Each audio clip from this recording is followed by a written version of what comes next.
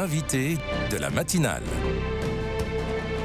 KTO Radio. KTO souffle ses 25 bougies le 13 décembre 1999. La chaîne émettait pour la toute première fois par câble puis par satellite quelques jours plus tard. KTO, c'est 3 lettres qui annoncent la bonne nouvelle aux francophones du monde entier. Et pour l'occasion, je vous propose ce matin d'en apprendre plus sur votre média avec le directeur des programmes Olivier Braillon. Bonjour Olivier. Bonjour Maxence. Comme l'Église en 2025, on peut dire que KTO célèbre son jubilé. Oui, bon, pour autant, c'est pas exactement la même échelle. Oui. C'est pas la même échelle, mais ça part de la même inspiration. Parce que l'inspiration fondamentale d'un jubilé, c'est de marquer le temps. Nous sommes tous incarnés. Nous avons besoin, dans nos familles, dans nos vies, de repères. Voilà, pour faire mémoire, pour se souvenir des épreuves traversées, pour se relancer pour une autre période.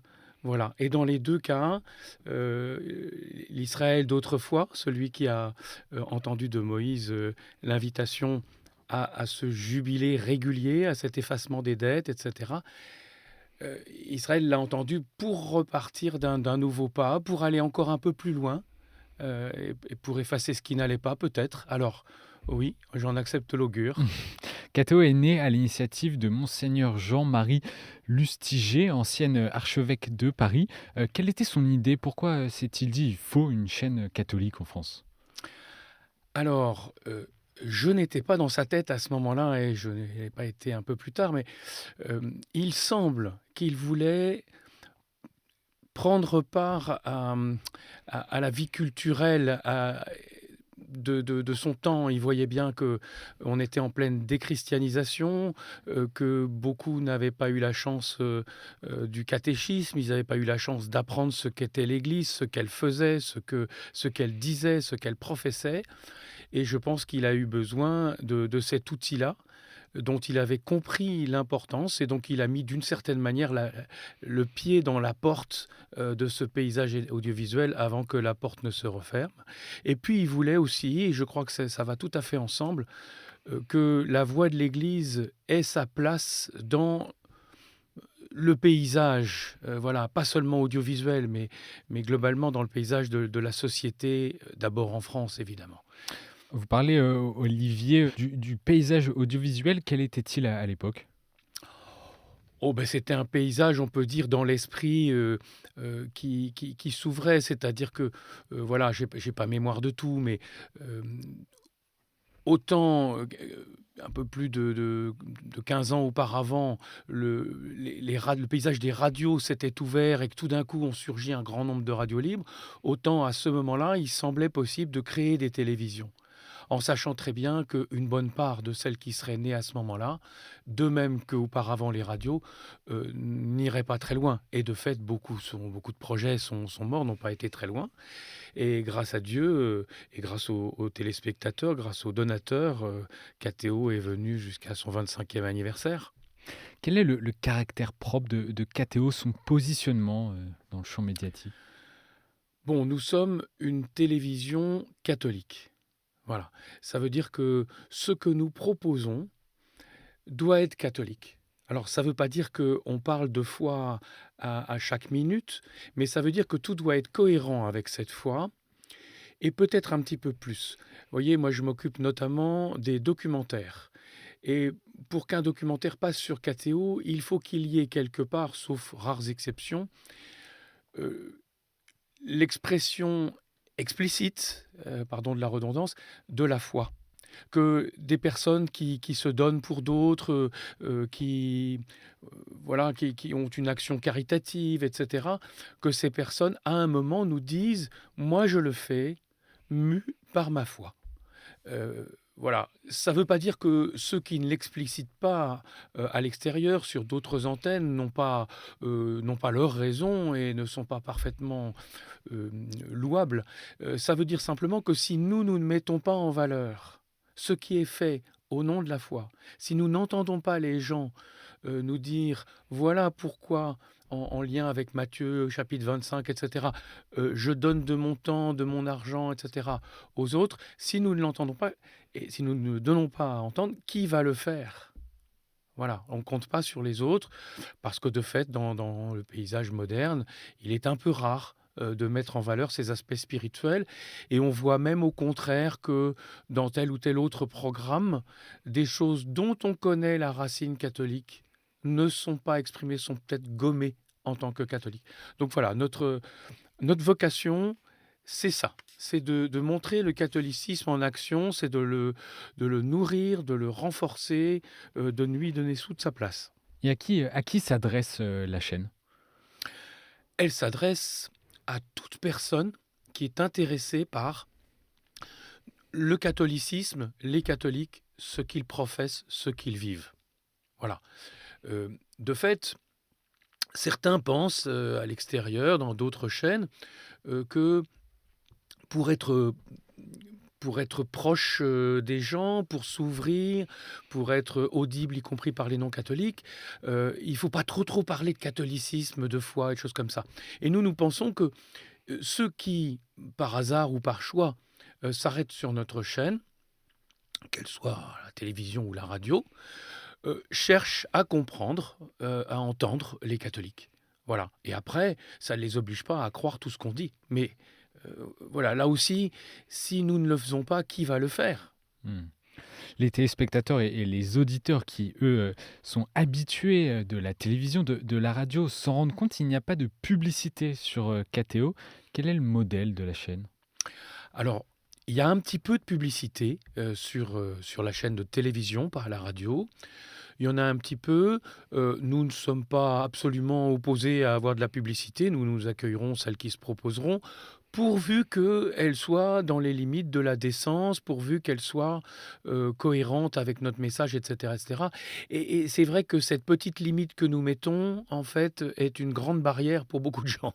Donc c'est pour ça que nous avons peu de publicité. Et de fait, euh, il y a quelques années, c'était en mi-2007, le seul modèle qui existait réellement dans le paysage télévisuel, à l'exception de Canal+, c'était celui de la publicité qui permet de faire des beaux programmes, qui permet du coup d'avoir de audience qui permet d'avoir de la publicité, etc.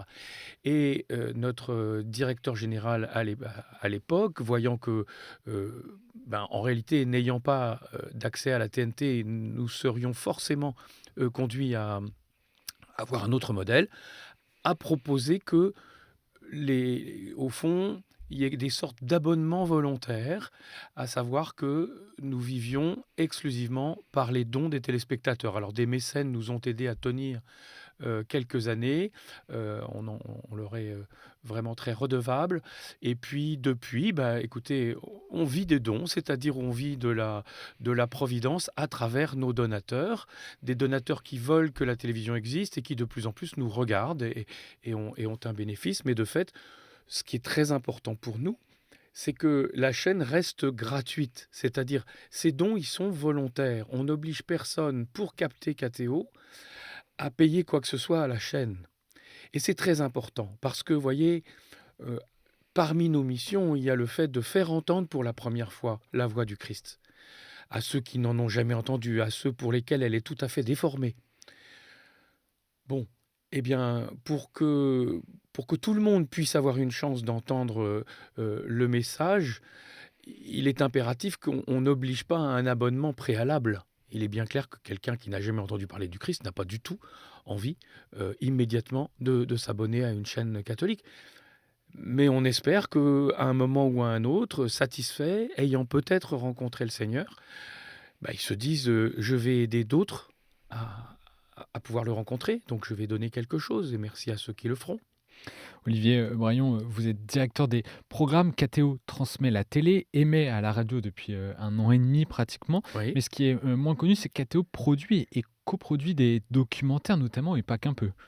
Oui, pas qu'un peu. On peut dire sans forfanterie que nous sommes le premier producteur de documentaires chrétiens francophones. Nous en coproduisons autant que nos moyens financiers nous le permettent. Aujourd'hui, cette année, nous avons coproduit 35 documentaires de 52 minutes, ce qui est à la fois un gros travail et puis une belle collaboration avec beaucoup de créateurs. Créateurs, ce sont des réalisateurs, ce sont des petits producteurs indépendants qui, avec KTO, s'unissent pour voilà, faire advenir tel ou tel nouveau documentaire. Alors ces documentaires, eh bien, nous en avons sélectionné 5 pour la période de l'anniversaire qui commence à partir du 13, voilà, et jusqu'à la Noël. Voilà, 5 qui témoignent de la diversité de ce que l'on fait, de l'ensemble des champs que nous couvrons avec ces documentaires, hein. Donc il y en a un qui montre ce que l'œcuménisme donne à vivre, un autre ce qui se passe de très beau en banlieue, avec un joli titre issu de l'Évangile qui dit Peut-il sortir quelque chose de bon de Nazareth? Et en l'occurrence, il s'agit de Trappes, Bobigny, Sartrouville, etc. Nous verrons aussi la fertilité de la vie contemplative africaine avec les bénédictines du Togo. Ça sera le 16 décembre. Le 23, nous aurons quelque chose sur le courage de la foi. Voilà, quelque chose qui s'apparente à une fiction et en même temps voilà, un très beau message.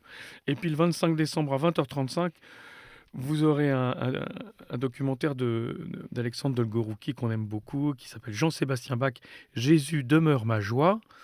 Voilà, on fait parler le compositeur et on fait entendre tout ce qu'il a pu nous apporter. Donc effectivement, 35 documentaires, bah, c'est beaucoup. Et puis je dirais, ça c'est uniquement ceux qu'on coproduit, mais on en achète au moins une soixantaine de plus chaque année, qui sont donc proposés à l'antenne. Et c'est indispensable, on ne peut pas non plus être exclusivement une chaîne de débat voilà, et de conversation. Il faut aussi montrer des très belles images parce que Dieu est présent dans la beauté, on vient de le voir avec Notre-Dame et on va continuer à le voir sous pas mal de jours. Et on en trouve facilement des producteurs, des projets avec un ancrage et un regard chrétien? Eh bien oui, oui, alors parfois on les sollicite parce qu'on sait le talent de tel ou tel pour montrer, par exemple, pour être capable d'illustrer quelque chose qui au départ pourrait être un peu aride. Oui, on trouve bien sûr des gens qui veulent le faire, et fort heureusement, on est dans un système où, une fois que KTO a payé sa part producteur, sa part diffuseur, heu, ensuite, évidemment, l'autre producteur aide aussi et puis le CNC en France, aide et donc voilà, il y a beaucoup de gens qui ont envie, beaucoup de gens qui sont vraiment très heureux de trouver un endroit où justement ils peuvent s'exprimer. On essaie d'être ça aussi. Alors pas seulement pour les réalisateurs, les producteurs, mais aussi pour, certains artistes qui viennent dans Lumière intérieure et qui ont une fois enfin l'occasion de dire que, ils ne vivent pas seulement de leurs concerts, de leur, littérature, ils ne vivent pas seulement, de la vie quotidienne, ils vivent aussi profondément, des questionnements et ils cherchent des réponses spirituelles. Voilà et c'est important pour tout le monde d'entendre que oui, la spiritualité, c'est essentiel. Beaucoup de nos contemporains la cherchent. Nous essayons de les servir. Pas forcément la foi, mais la spiritualité en tout cas, voilà. Absolument, absolument. Merci Olivier Braillon et pour les auditeurs, je vous donne rendez-vous sur KTO TV et ktotv.com ce soir à 20h35 avec une soirée de la rédaction spéciale sur les 25 ans de KTO animée par Étienne Loreillard en direct depuis le Collège des Bernardins à Paris. Merci encore une fois Olivier d'avoir fait un crochet par le studio de KTO ce matin. Merci Maxence.